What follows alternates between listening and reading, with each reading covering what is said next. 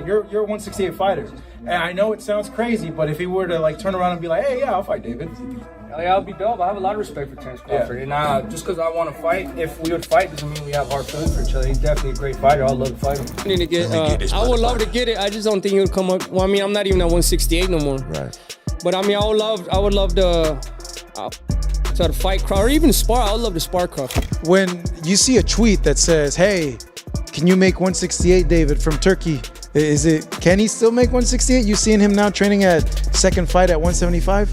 Yeah, I think he's super young still. I think definitely, I don't think, it would be a little bit hard, but I think he could definitely do 168. We didn't move to 175 because of the weight. We moved because of the opportunity. Terence Crawford versus David Benavidez. The fight we all want to see next. And guess what? Jose Benavidez Sr. revealed that David can go back down to 168 to fight Crawford. Was, I think, referring to maybe if David could go and fight Crawford. Like, that's crazy. To be honest, that would be even an embarrassment to me to say, David's too big for Crawford. Now who said that, I don't think, it would be a little bit hard, but I think he could definitely do 168. We didn't move to 175 because of the weight. We moved because of the opportunity. Yeah. It'll be tough for David, but he can make it happen. The reason he moved up to 175 wasn't really about the weight. It was about opportunities. But you know how this game works when Turki Alashik steps in with that big Saudi money. Any fighter suddenly finds a way to make weight. Can you still make 168? To be honest with you, man, let Terence Crawford live. That's his weight class. Okay. I lost interest in 168 a long time ago.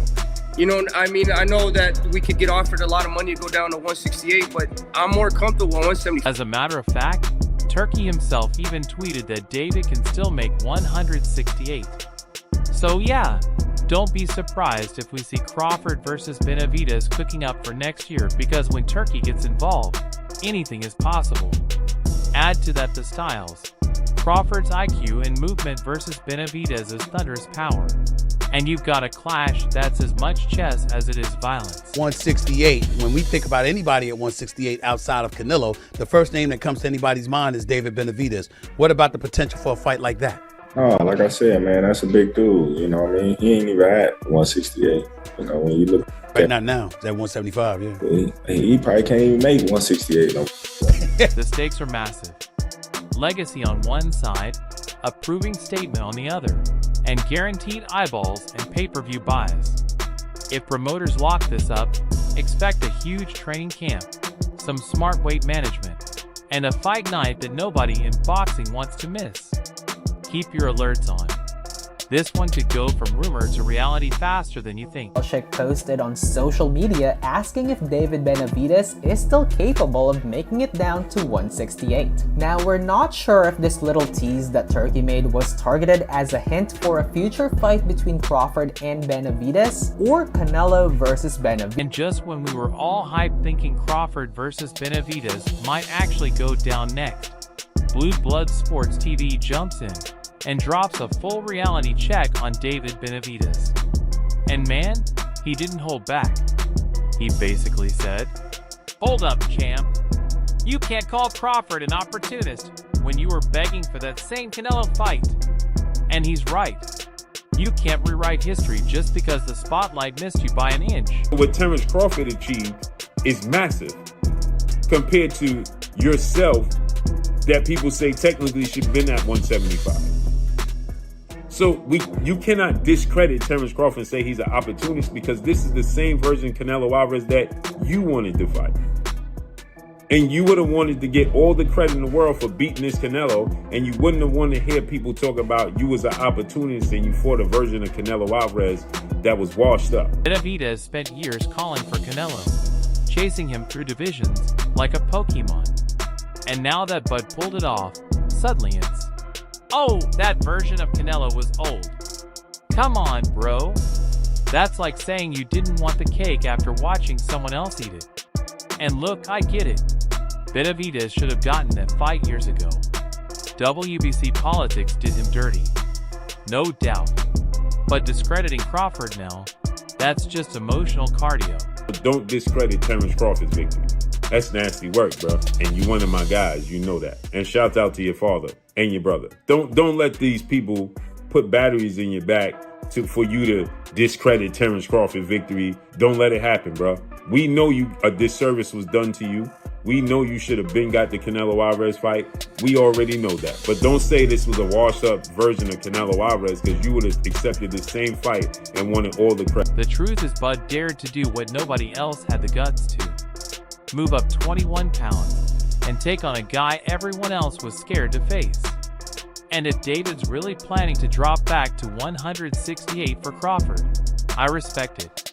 That's gutsy. But until that bell rings, let's not act like Crawford didn't just rewrite boxing physics.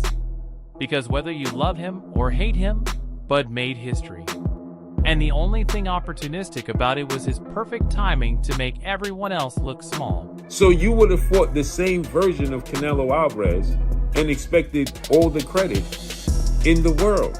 So you can't discredit Terence Crawford and say his fight and beating him was opportunist. Just when we thought the Bud versus Benavidez saga was heating up, boom, now we got a whole new plot twist.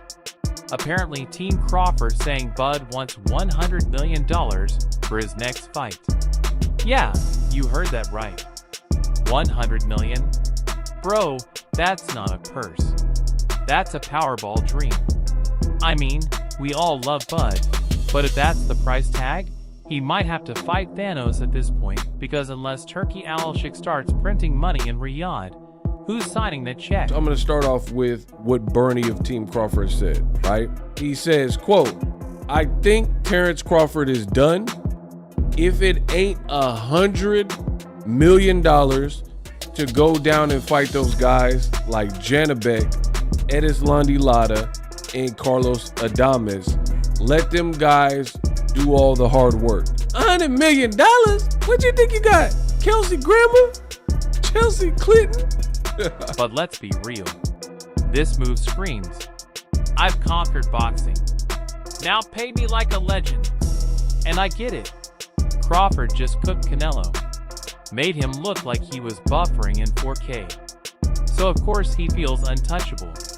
But when you start saying names like Janabek and Carlos Adams for 100 million, that's not boxing anymore. That's premium fantasy mode. Still, you got to respect the confidence. Bud's like, if I'm stepping in that ring again, I'm getting generational money, or I'm chilling with generational wealth. And honestly, can't even be mad at that. He's earned his piece. He's earned his price. Now it's up to the boxing world to decide if they can afford it. Now, I'm not mad at it. Crawford's team, they want 100 mil. Crawford needs 100 mil to perform or to get back in the ring, or he might retire. Then, in my opinion, if that is your real asking price, you might have to retire, because no one needs to see a Canelo rematch. And fights like Lara, Janabek, and Adames. All right, so right after Crawford dropped that, I want 100 million bomb, he goes full story mode about how the whole Canelo idea even started. And bro, this part's wild. Turns out it wasn't some random money grab. It was Bill Haney. Yeah, Devin's dad, who literally planted the Canelo seed before Crawford even fought Spence. Like, imagine being in the gym. Bill just strolls up like, forget Spence, bud.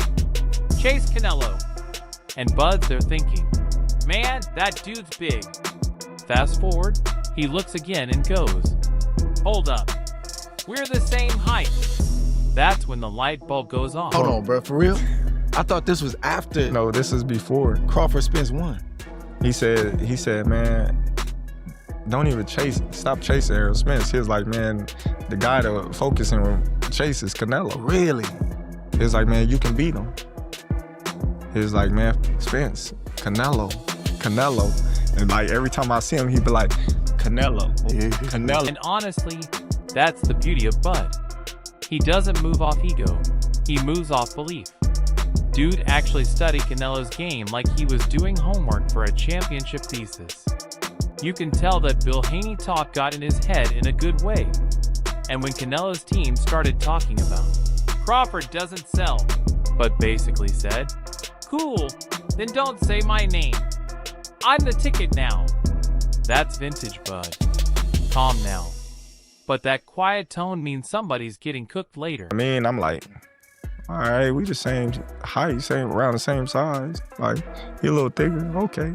I'm starting to look into it now because he already planted the seed, but now I'm like looking into it. Like, let me see what Bill talking about. Bill look at now, what he see. So I'm, oh, okay.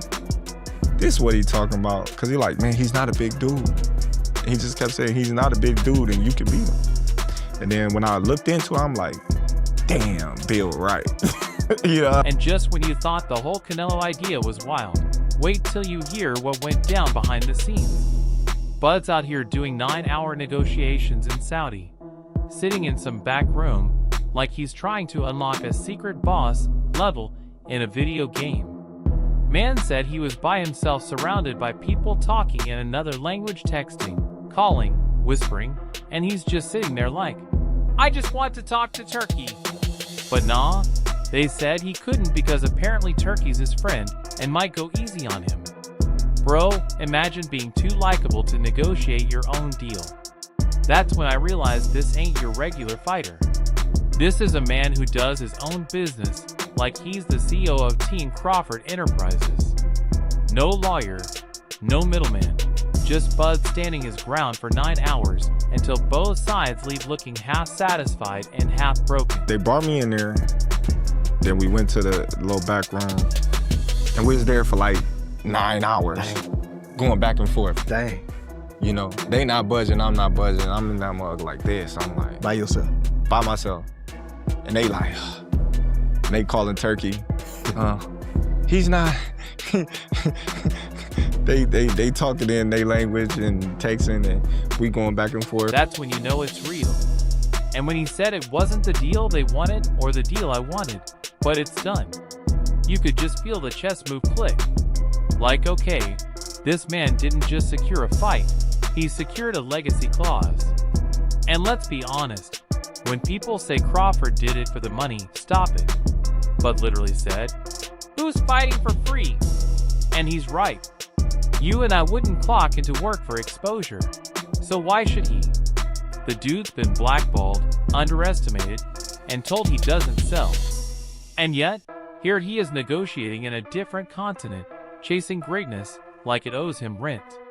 You got to respect that. Bud's not just fighting opponents anymore. He's fighting systems, narratives, and time itself. And he's still winning every round. You gotta get the deal done. Yeah. You know what I mean? Like, you can see Turkey when you get the deal done. And I'm like, oh man, listen. Y'all talking about ain't making sense. Yeah. You know Did you have a number though? Yeah. Or you kind of had a number like, I want to be in this range, right? Yeah, I had a number and it was just like, they like, man, listen. We gonna have to talk. so we all in that motherfucker, but like, you know what I mean? 9 hours, dog. 9 hours, bro. I'm telling you. I'm straight? Straight.